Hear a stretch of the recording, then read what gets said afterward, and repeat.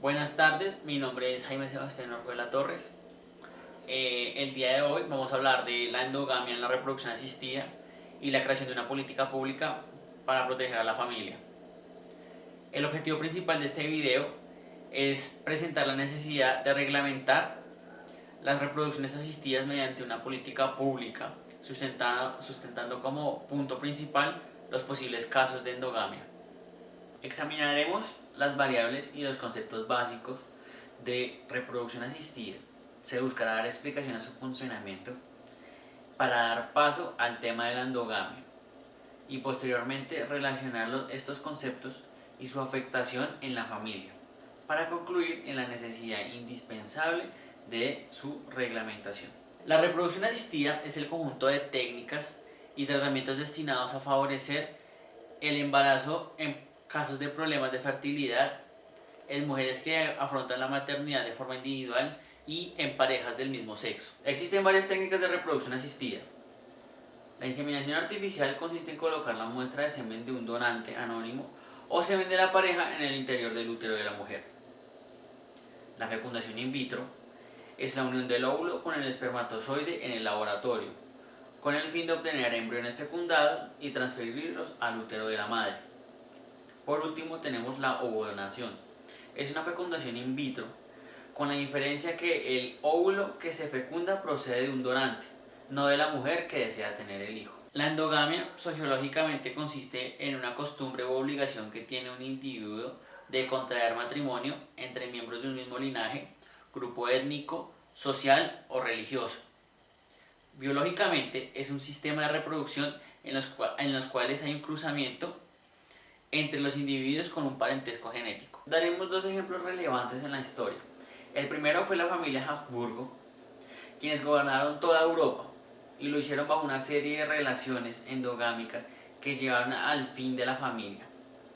El último de los descendientes fue Carlos II, quien tras años de cruces genéticos era estéril y sufría demasiadas enfermedades, al punto de ser conocido como Carlos el Hechizado. El segundo ejemplo es el caso del emperador Tutankamón, quien nació bajo un régimen antiguo y común de endogamia familiar, lo que conllevó a que sufriera malformaciones. Por desconocimiento sobre el efecto de estas relaciones y tradición, se casa con su hermana, Anke-Salamón, con quien tuvo varios hijos, los que nacieron muertos o vivieron muy poco. ¿Por qué la endogamia es tan peligrosa?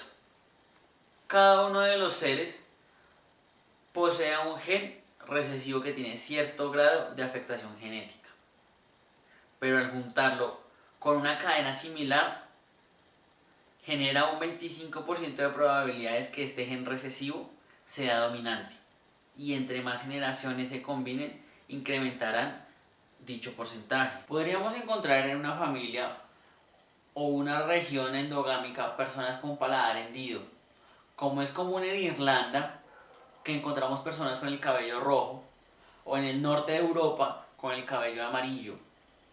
Estas malformaciones genéticas debilitan el código genético o el ADN, haciéndonos una especie mucho más débil. ¿Cuál es la relación entre la endogamia y las reproducciones asistidas? Resolveremos esta pregunta mediante un ejemplo. Imaginémonos un pueblo con 1600 habitantes. Hay dos clínicas de inseminación asistida. Juan dona su esperma, pero tiene alopecia. Deja 6 muestras de semen en cada uno de los hospitales. Por lo tanto, entonces tendremos 12 muestras, la cual posee una probabilidad del 100% de ser dominante en descendientes hombres y un 0% de ser dominante en mujeres, pero sí será un gen recesivo en ellas. Todas las muestras son utilizadas con éxito por madres que no conocen la procedencia de las muestras. Dividiremos en porcentajes iguales. Por tal motivo, se tiene que las muestras de Juan se obtendrán 6 hombres y 6 mujeres, que para motivos fácticos nacerán todos el mismo año. Así, en una población de 1600 personas, tendremos los 12 dependientes crecen y se encuentran en un grupo social, donde interactúan hasta empezar a sostener relaciones, no solo entre los 12 hermanos, sino con más personas. El gen de la alopecia incrementará dentro de la población. Tengamos en cuenta que los hijos de estos hermanos no saben que son hermanos y vuelven a emparentar.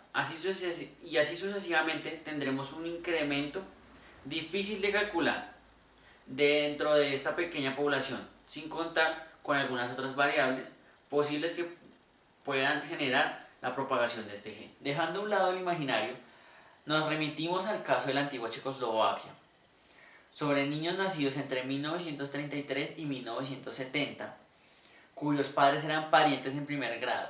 Casi un 40% de estos niños menores eran severamente discapacitados y alrededor del 14% de ellos murieron. La mayoría de las enfermedades genéticas se producen cuando se unen dos genes defectuosos, que suelen ser recesivos. Esto significa que para que una persona lo padezca, ambos padres deben ser portadores. Un portador probablemente nunca manifieste síntomas, pero al tener un hijo con una persona que también porta este gen, existen altas posibilidades de que desarrolle una enfermedad que incluso podrá ocasionar la muerte. Así que es necesaria una política que proteja a las familias de esta serie de enfermedades a través de la reglamentación de la reproducción asistida. En países como España se generó una base de datos con un límite de donación por persona para evitar los genes recesivos. La ley 19.167 busca regular las reproducciones asistidas desde los conceptos y su utilización en el ordenamiento jurídico hasta la regulación de las donaciones. Dicha ley es regulada por el decreto 84.015 del 27 de febrero del 2015 y el decreto 311.04 del 30 de octubre del 2014. Para concluir, la familia es el núcleo de la sociedad y es un derecho fundamental y deberá ser protegida de manera constitucional, como lo dice en el artículo 5 y principalmente en el artículo 42.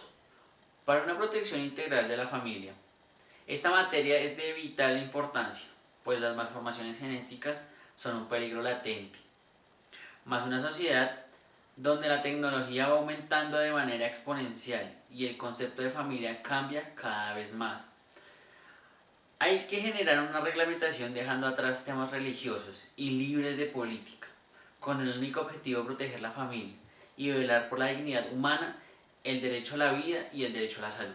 Bueno, y eso es todo. Muchas gracias por su atención.